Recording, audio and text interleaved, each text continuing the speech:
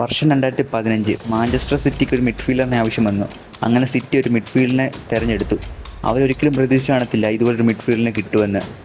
അതിനുശേഷം Manchester city എന്നുള്ള ടീമിന് ഒത്തിരി മാറ്റങ്ങൾ സംഭവിച്ചു ആ ഒരു മിഡ്ഫീൽഡറിൻ്റെ കാര്യം തന്നെ. അങ്ങനെ ഓരോ ഫാൻസിൻ്റെ ഇടയിലും ആ ഒരു മിഡ്ഫീൽഡർ ഇടം നേടി. മറ്റാരുടെയും കാര്യമല്ല പറയുന്നത്, ഡിബ്രൂണയുടെ കാര്യമാണ് പറയുന്നത്. ഫ്രണ്ട്സ്, അപ്പോൾ എന്തായാലും നമ്മൾ ഹാർഡ് വർക്ക് ചെയ്താണ് ഈ ഒരു വീഡിയോ ചെയ്യുന്നത്. അപ്പോൾ നിങ്ങൾ എന്തായാലും മാക്സിമം സബ്സ്ക്രൈബ് വീഡിയോക്ക് ലൈക്ക് കൂടെ ചെയ്തേക്കും, നിങ്ങൾ അഭിപ്രായം കമൻറ്റ് കൂടെ ചെയ്തേക്കുക.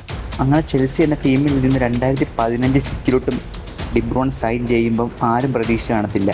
15-16 സീസണിൽ തന്നെ 7 ഗോൾ അടിച്ച്, 16-17 സീസണിൽ 6 ഗോൾ അടിച്ച്, 17-18 സീസണിൽ 8 ഗോൾ അടിച്ച്, 18-19 സീസൺ 2 ഗോൾ അടിച്ച്, 19-20 സീസണിൽ 13 ഗോൾ അടിച്ച്, 20-21 6 ഗോൾ അടിച്ച്, 21-22 15 ഗോൾ അടിച്ച്, 22-23 7 ഗോൾ അടിച്ച്, 23-24 4 ഗോൾ അടിച്ച്, 24-25 4 ഗോൾ അടിച്ച്.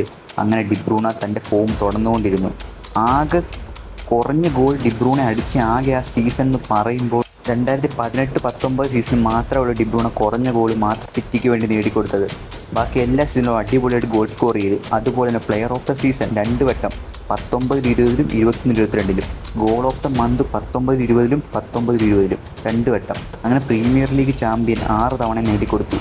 അങ്ങനെ അടിപൊളി ഫോമിലാണ് സിറ്റിക്കകത്ത് ഡിബ്രൂണ പൊയ്ക്കൊണ്ടിരുന്നത്. 6 തവണ 17-18 സീസണിലും 18-19 20 21 22 23 24 അങ്ങനെ 6 സീസണിലായിട്ട് പ്രീമിയർ ലീഗ് ചാമ്പ്യനായിട്ടുണ്ട്. പ്ലേ മേക്കർ 3 തവണ 17-18 19-20 22-23 ഈ വർഷങ്ങളിൽ 3 തവണ പ്ലേ മേക്കർ നേടി അടിപൊളി ഫോമിലാണ് പൊയ്ക്കൊണ്ടിരുന്നത് ഡിബ്രൂണ.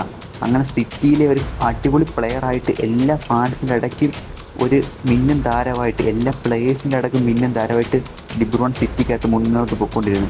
അങ്ങനെ 25-26 വർഷങ്ങളിൽ ഡിബ്രൂണ അങ്ങനെ സിറ്റിക്കകത്തു നിന്ന് ഇറങ്ങിയിരിക്കുന്നു.